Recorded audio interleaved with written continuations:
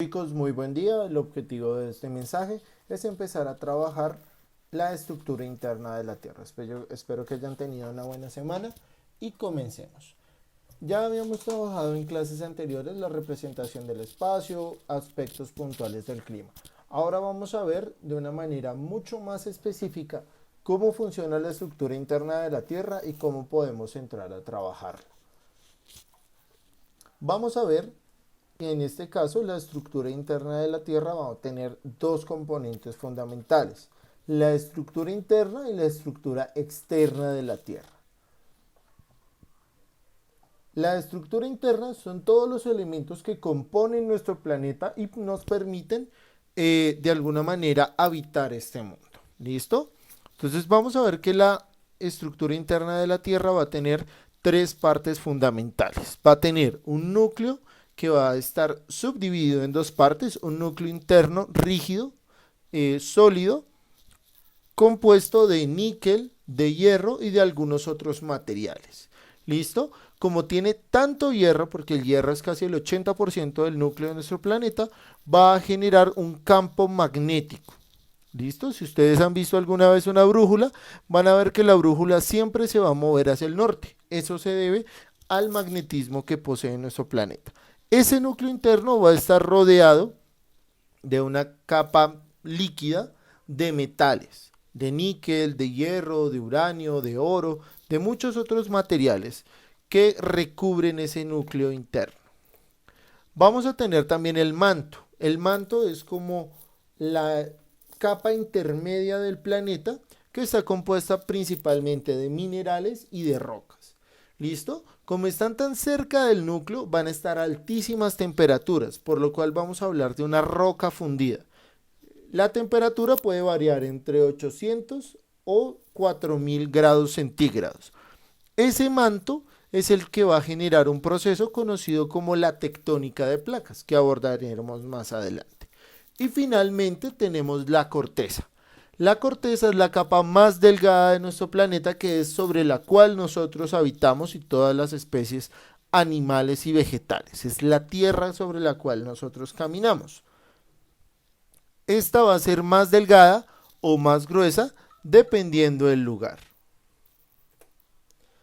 Este es un pequeño esquema para entender cómo funciona la estructura de nuestro planeta en términos internos. Entonces vamos a ver un núcleo interno, el núcleo externo, como les digo, recubre el interno, el manto y la corteza en la cual vamos a encontrar los diferentes elementos que componen la vida de nuestro planeta.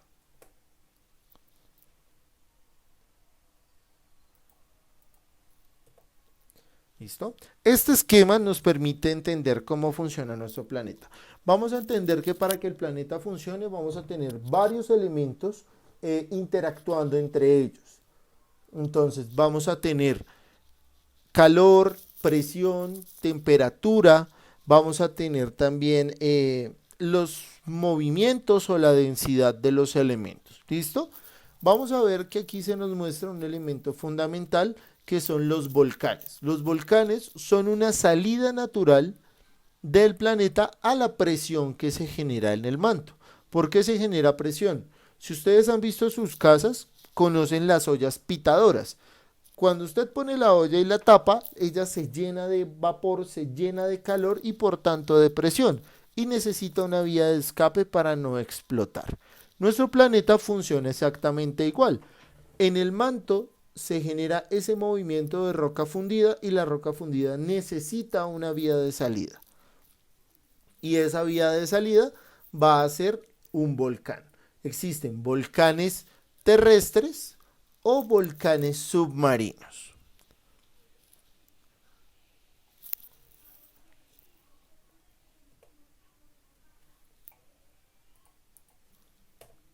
¿Listo?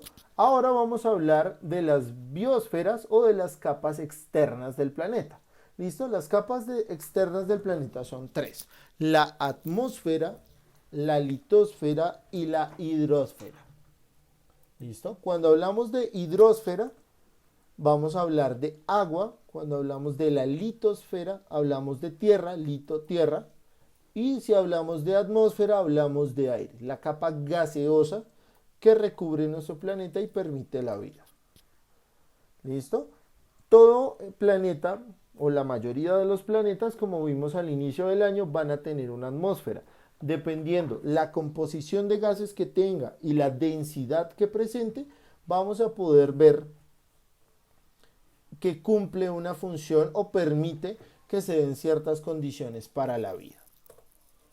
En el caso de nuestro planeta, vamos a tener varias subdivisiones que nos permite comprender mucho mejor cómo funciona. ¿Listo? La capa más corta de la atmósfera se conoce como troposfera, que tiene más o menos unos 10-17 kilómetros, y en esa capa es donde nosotros vivimos, respiramos, habitamos, vuelan los aviones, es en esa zona.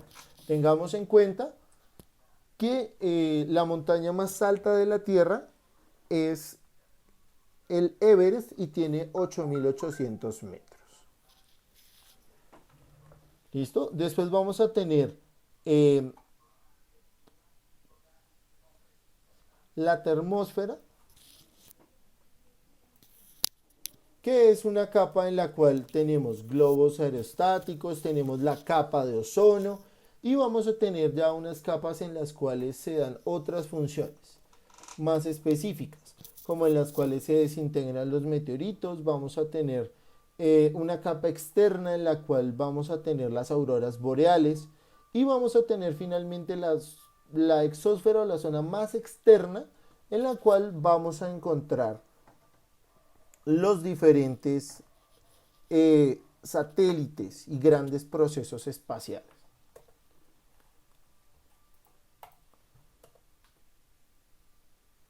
La hidrosfera hace parte o comprende toda el agua que hay en nuestro planeta. Tengamos en cuenta que nuestro planeta tiene dos tipos de agua: el agua dulce, que se encuentra en ríos, lagos, lagunas, glaciares y icebergs, y el agua salada, que se encuentra en el océano o en algunos mares interiores. ¿Listo? Esa agua salada corresponde al 97% del agua que hay en nuestro planeta, y el agua dulce tan solo el 2.5%. El restante, o ese 0.5%, va a estar en la humedad de la atmósfera. ¿Listo? El funcionamiento de la hidrosfera también lo podemos conocer como el ciclo del agua. Entonces, ustedes cuando eran pequeñitos vieron el ciclo del agua, que corresponde puntualmente a un proceso en el cual el calor evapora el agua cuando eleva su temperatura a más de 100 grados. Esta evaporación va a elevarse hasta las nubes, se va a enfriar, se va a condensar y se va a descargar sobre la Tierra. Al descargarse sobre la Tierra, dependiendo del lugar donde caiga, entonces, por ejemplo, si es un lugar de mucha altura, en un país como Colombia, puede formarse o verse de manera de granizo, o cayendo y congelándose en un glaciar de montaña. Va a caer a partir de diferentes formas de relieve, formando ríos, valles. También recuerden que existen algo que se llaman aguas subterráneas. Entonces, ¿qué pasa? Cuando el agua cae, pasa a través de la tierra hasta que encuentra un lugar en el cual emposarse y busca su camino de retorno al agua. ¿Listo? La combinación de la hidrosfera, la litosfera y la atmósfera la vamos a llamar un bioma. Entonces, dependiendo las condiciones atmosféricas, que también se incluye la cantidad de luz, la cantidad de agua que yo recibo a través de la hidrosfera, por medio de lluvia, por humedad del viento, por ríos, por aguas subterráneas. Y las condiciones del suelo, la cantidad de nutrientes que reciba, la forma del relieve, me va a condicionar cómo va a funcionar un sistema en conjunto o un sistema vivo, que ya nosotros habíamos hablado la semana anterior, que existen diferentes tipos de biomas dependiendo el lugar del planeta en el cual yo me encuentro o dependiendo la altura. Ahora vamos a retomar un término que habíamos mencionado anteriormente, que es la tectónica de placas. La tectónica de placas hace referencia a una teoría según la cual nuestro planeta o nuestra corteza terrestre no es un elemento rígido como la cáscara de un huevo, ¿sí? Que toda recubre los elementos internos del huevo, sino que está fragmentada como si fueran las piezas de un rompecabezas, y esas piezas se van a ir moviendo dependiendo del movimiento del manto terrestre y pueden chocar, alejarse y crear formas de relieve. Este es un mapa en el cual podemos ver las diferentes placas tectónicas y la dirección en la cual ellos se movilizan. ¿Listo? Entonces vamos a tener las grandes placas que son la placa de Norteamérica, la placa de Sudamérica, la placa africana, la placa euroasiática, la placa indo-australiana, la placa del Pacífico. ¿Listo? Esas son las grandes placas tectónicas que existen. Cada una es un fragmento de la corteza que tiene sobre sí un continente, formas de vida y seres humanos. Adicional a eso, vamos a tener un sentido de movimiento. Entonces vamos a ver que, por ejemplo, la placa norteamericana suele o tiene como destinado un movimiento hacia el occidente. ¿Listo? Mientras que la placa euroasiática tiene un movimiento hacia el oriente. ¿Qué quiere decir esto? Que en 5.000, 10.000 años, la distancia que separa a Groenlandia y Norteamérica de Europa puede ser 10, 15 kilómetros más grande, porque ellas se están moviendo. Pero como la placa ya de Norteamérica se empezó a mover, va a acercarse hacia la placa del Pacífico. ¿Listo? Lo mismo sucede con las placas pequeñas. Si nosotros vemos este mapa, vamos a encontrar que existen 3 placas pequeñitas que curiosamente están muy cerca de Colombia. La placa de Cocos, que está sobre toda Centroamérica, la placa de Nazca, que es la que está por toda la cordillera de los Andes, y la placa del Caribe, que es donde están todas las islas del Caribe y también tienen influencia sobre el norte de Colombia.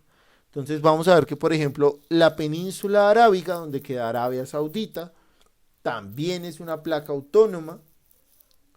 Hay una placa en las islas de las Filipinas.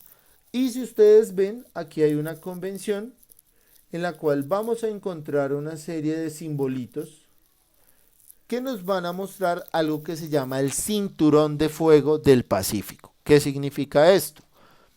Toda esta zona del Océano Pacífico tiene actividad volcánica o sísmica. Cuando una placa se moviliza, puede generar una erupción volcánica o puede generar un terremoto a causa del movimiento. Entonces, como les decía anteriormente, la placa puede chocar contra otra placa, la placa puede separarse o puede ponerse una encima de la otra, que ya veremos más adelante o puntualmente cómo se llaman. ¿Listo? Existen 3 tipos de movimiento para las placas. El movimiento divergente, que es cuando la placa se mueve en dirección opuesta a otra, como yo les decía hace un momento, les mostraba en el mapa. Vamos a encontrar placas que se van a mover en direcciones opuestas. Por ejemplo, la placa de Norteamérica y la placa de Euroasia. Ellas están en dirección opuesta. Por tanto, son placas divergentes. Vamos a encontrar que cuando 2 placas se separan o se alejan, van a generar un espacio para que salga más magma del manto, esa roca fundida, y se genere nueva corteza terrestre. Vamos a tener una placa que se llama la placa convergente, que es cuando una placa se pasa por encima de la otra, o también puede chocar una con otra desarrollando montañas o cadenas de cordilleras. Por ejemplo, la cordillera de los Andes se dio cuando la placa de Nazca se estrelló contra la placa de Sudamérica. Nosotros vivimos sobre la cordillera de los Andes, es decir, que estamos beneficiados a partir de un proceso geológico.